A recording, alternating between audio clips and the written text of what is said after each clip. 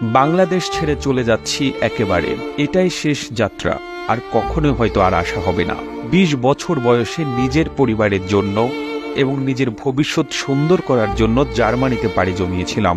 আজ থেকে ঠিক 15 বছর আগে ঢাকায় 2টি ফ্ল্যাট কিনেছিলাম আমার নিজের টাকায়, একটা আমার মায়ের নামে আর একটা আমার স্ত্রীর নামে। আমার মা আবার ফ্ল্যাট আমার ছোট ভাইয়ের নামে লিখে দিয়েছে। দেশে আসার পর আমার ছোট ভাইয়ের ফ্ল্যাটে আমার জায়গা নেই, তাকে আমার টাকা দিয়ে পড়াশোনা করিয়েছি, সে এখন ভালো জব করছে।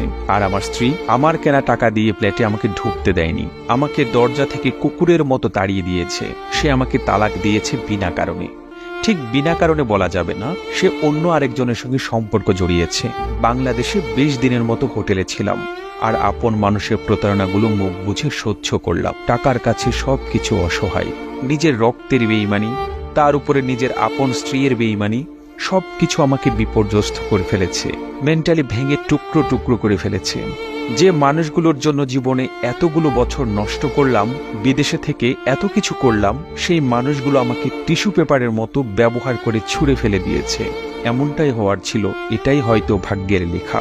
আমি অনেক কষ্ট পেয়েছি, অনেক কিছু শিখেছি, তার মানে এই না আমি শেষ হয়ে গেছি, আমি নিঃস্ব হয়ে গিয়েছি।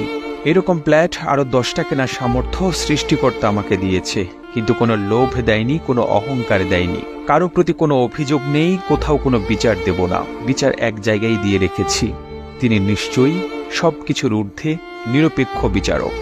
লেখাটি বিদেশ থেকে ফেরত আসা এক প্রবাসী ভাইয়ের জীবনের গল্প। আর এই গল্পটি ভালো লেগে থাকলে আপনার ফেসবুকের টাইমলাইনে শেয়ার করুন এবং বিশ্ব বাংলা ফেসবুক পেজ এবং ইউটিউব চ্যানেলটি সাবস্ক্রাইব করুন।